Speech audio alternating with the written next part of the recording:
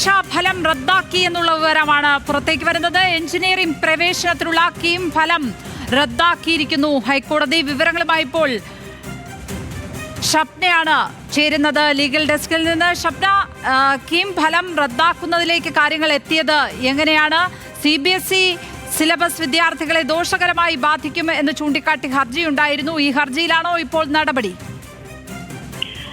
ലക്ഷ്മി, തീർച്ചയായും ആ ഹർജിയിൽ തന്നെയാണ് ഇപ്പോൾ ഹൈക്കോടതി കീമിന്റെ ഫലം റദ്ദാക്കിയിട്ടുള്ളത്. എഞ്ചിനീയറിംഗ് പ്രവേശനത്തിലുള്ള പ്രവേശന പരീക്ഷയുടെ റാങ്ക് നിർണയ രീതി CBSE സിലബസ് വിദ്യാർത്ഥികളെ ദോഷകരമായി ബാധിക്കും എന്ന് ചൂണ്ടിക്കാണിച്ചായിരുന്നു ഹർജി ഹൈക്കോടതിയിൽ എത്തിയത്. ഇതിൽ സർക്കാരിന്റെ വിശദീകരണം കോടതി തേടിയിരുന്നു. പുതുതായി കൊണ്ടുവന്ന രീതി CBSE സിലബസിൽ 12ാം ക്ലാസ് പരീക്ഷ എഴുതിയ വിദ്യാർത്ഥികളെ പിന്തള്ളുന്ന വിധത്തിലാണ് എന്നാരോപിച്ച് എറണാകുളം സ്വദേശിനിയായ വിദ്യാർത്ഥിനി നൽകിയ ഹർജിയിലാണ് ജസ്റ്റിസ് N നഗരേഷ് വിധി പറഞ്ഞത്. അതോടൊപ്പം തന്നെ കഴിഞ്ഞ ദിവസം പ്രസിദ്ധീകരിച്ച റാങ്ക് ലിസ്റ്റിന്റെ അടിസ്ഥാനത്തിലുള്ള തുടർ നടപടികൾ റദ്ദാക്കണം എന്ന ആവശ്യമായിരുന്നു ഹർജിക്കാരി ഉന്നയിച്ചിരുന്നത്. ഇതിൽ ഈ വിദ്യാർത്ഥിനി ഹർജിയിൽ പറഞ്ഞിരുന്ന കാര്യം പുതിയ രീതി നടപ്പാക്കിയതോടെ തന്റെ റാങ്ക് 4209 ആയിരുന്നു. തനിക്ക് ലഭിച്ച അതേ മാർക്ക് ലഭിച്ച വിദ്യാർത്ഥിക്ക് കഴിഞ്ഞ വർഷം ലഭിച്ചത് 1907 റാങ്ക് ആയിരുന്നു എന്നും ഈ വിദ്യാർത്ഥിനി കോടതിയെ അറിയിച്ചിരുന്നു. പ്രവേശന പരീക്ഷയ്ക്കും 12ാം ക്ലാസ്സിലും ലഭിച്ച മാർക്കിന്റെ അടിസ്ഥാനത്തിലാണ് റാങ്ക് നിർണ്ണയിക്കുന്നത്. സംസ്ഥാന CBSE സിലബസുകൾ ഏകീകരിക്കാനാണ് ഇത്തരത്തിലൊരു മാനദണ്ഡം കൊണ്ടുവന്നത് എന്നും ഹർജിക്കാരി കോടതിയെ അറിയിച്ചിരുന്നു. ഏതായാലും പഴയ പ്രോസ്പെക്ടസ് പ്രകാരമാണ് ഇത്തരത്തിൽ ഇപ്പോൾ എഞ്ചിനീയറിംഗ് പ്രവേശന പരീക്ഷയുടെ റാങ്ക് ലിസ്റ്റ് പ്രസിദ്ധീകരിക്കേണ്ടത് എന്ന് കോടതി വ്യക്തമാക്കുകയും പുതുതായി ഉണ്ടാക്കിയ പ്രോസ്പെക്ടസ് റദ്ദാക്കുകയും ചെയ്തിരിക്കുന്നു. കീം പരീക്ഷാ ഫലം അതോടുകൂടി സ്വാഭാവികമായി റദ്ദാകും. പ്രോസ്പെക്ടസ് റദ്ദാക്കി എന്നാണ് കോടതി ഉത്തരവിലുള്ളത്. അതോടൊപ്പം തന്നെ കീം പരീക്ഷ റാങ്ക് ലിസ്റ്റും പുനഃക്രമീകരിക്കേണ്ടി വരും എന്നതാണ് ഇപ്പോൾ വന്നിട്ടുള്ള ഉത്തരവിന്റെ ഫലം. ഷപ്ന, അപ്പോൾ പുതുതായി പരീക്ഷയൊന്നും നടത്തേണ്ട ആവശ്യമില്ല. ഇപ്പോൾ നടത്തിയ പരീക്ഷയുടെ അടിസ്ഥാനത്തിൽ തന്നെ റാങ്ക് ലിസ്റ്റ് പുനഃപ്രസിദ്ധീകരിക്കേണ്ടി വരും. അതായത് നിലവിലുള്ള റാങ്ക് ലിസ്റ്റ് റദ്ദാക്കിയിരിക്കുന്നു, അത് പുനഃപ്രസിദ്ധീകരിക്കേണ്ടി വരും എന്നുള്ളതല്ലേ അതിലെ കാര്യം? അത് എപ്പോഴായിരിക്കും എന്നാണ് പറഞ്ഞിരിക്കുന്നത്? എപ്പോൾ പ്രസിദ്ധീകരിക്കണമെന്ന നിർദ്ദേശം വല്ലതും കൊടുത്തിട്ടുണ്ടോ? അത്തരത്തിലുള്ള വിശദാംശങ്ങൾ നമുക്ക് ഇപ്പോൾ ലഭ്യമല്ല. ഏതായാലും കോടതി പറഞ്ഞിട്ടുള്ളത് ഇപ്പോൾ ഈ റാങ്ക് ലിസ്റ്റ് പുനഃക്രമീകരിക്കേണ്ടി വരും എന്ന് തന്നെയാണ്. കാരണം പഴയ പ്രോസ്പെക്ടസ് പ്രകാരമാണ് ഇതിൽ റാങ്ക് ലിസ്റ്റ് തയ്യാറാക്കുന്നത്. ഇപ്പോൾ ഏതായാലും പുതിയ പ്രോസ്പെക്ടസ് പ്രകാരമാണ് ഈ റാങ്ക് ലിസ്റ്റ് പട്ടിക തയ്യാറാക്കിയത്, ഈ പ്രവേശന പട്ടിക തയ്യാറാക്കിയത്. അത് റദ്ദാക്കുന്നു എന്നാണ് പറഞ്ഞിട്ടുള്ളത്. ഈ വെയിറ്റേജ് മാർക്കുമായി ബന്ധപ്പെട്ടിട്ടുള്ള വിഷയമാണിത്. കാരണം ഈ CBSE വിദ്യാർത്ഥികൾക്കും കേരള സിലബസ് പഠിക്കുന്ന വിദ്യാർത്ഥികൾക്കും ഒരേ രീതിയിൽ വെയിറ്റേജ് മാർക്ക് കൊടുക്കുന്നതുമായി ബന്ധപ്പെട്ടായിരുന്നു പ്രോസ്പെക്ടസിൽ മാറ്റം വരുത്തിയത്. സംസ്ഥാന CBSE സിലബസുകൾ ഏകീകരിക്കാനാണ് ഇത്തരത്തിലൊരു മാനദണ്ഡം കൊണ്ടുവന്നത് എന്നതായിരുന്നു സർക്കാരിന്റെ വാദം.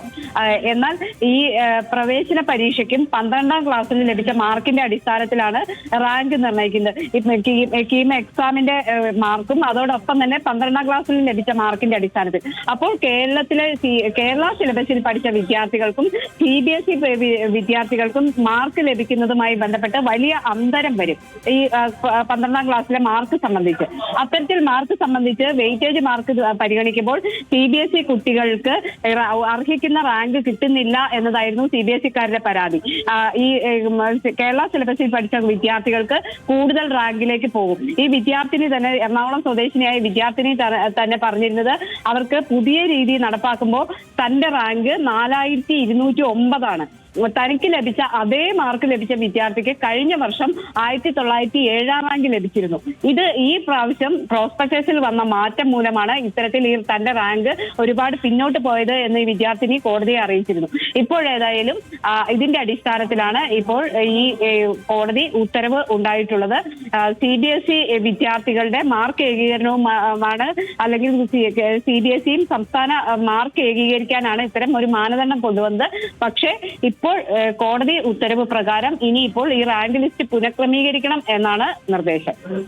ഷപ്ന, ഈ ഏകീകരണ ഫോർമുല എങ്ങനെയാണ് CBSE വിദ്യാർത്ഥികൾക്ക് തിരിച്ചടിയാകുന്നത് എന്നാണ് മനസ്സിലാകുന്നത്?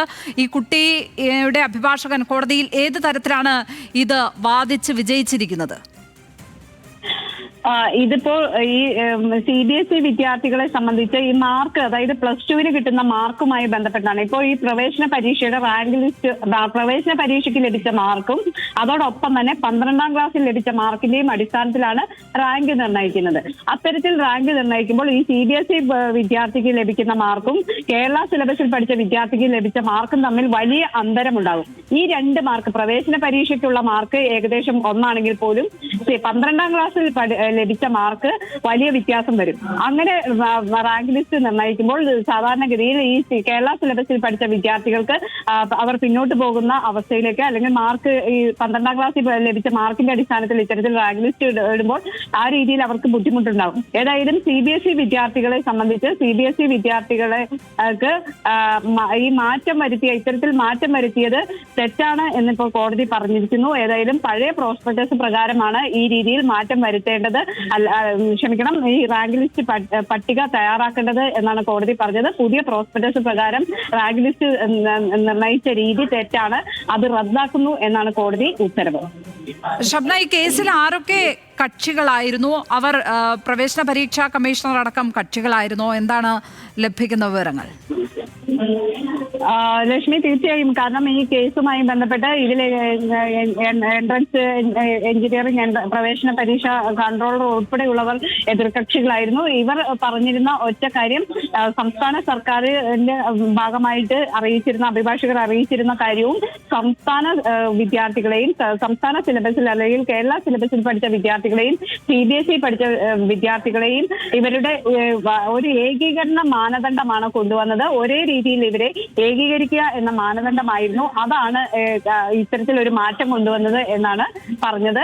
അതിന്റെ അടിസ്ഥാനത്തിലാണ് ഈ ഏകീകരണ ഫോർമുല കൊണ്ടുവന്നത് എന്നായിരുന്നു. അതിനു വേണ്ടിയിട്ടാണ് പ്രോസ്പെക്ടസിൽ മാറ്റം വരുത്തിയത് എന്ന് സർക്കാർ അഭിഭാഷകർ അറിയിച്ചിരുന്നു. ഏതായാലും ഇപ്പോൾ ഇത്തരത്തിൽ ഒരു മാറ്റം പാടില്ല, മുൻപ് നടത്തിയ രീതിയിൽ തന്നെ ഈ എഞ്ചിനീയറിംഗ് റാങ്ക് ലിസ്റ്റ് പ്രസിദ്ധീകരിക്കണം എന്നാണ് കോടതി നിർദ്ദേശം.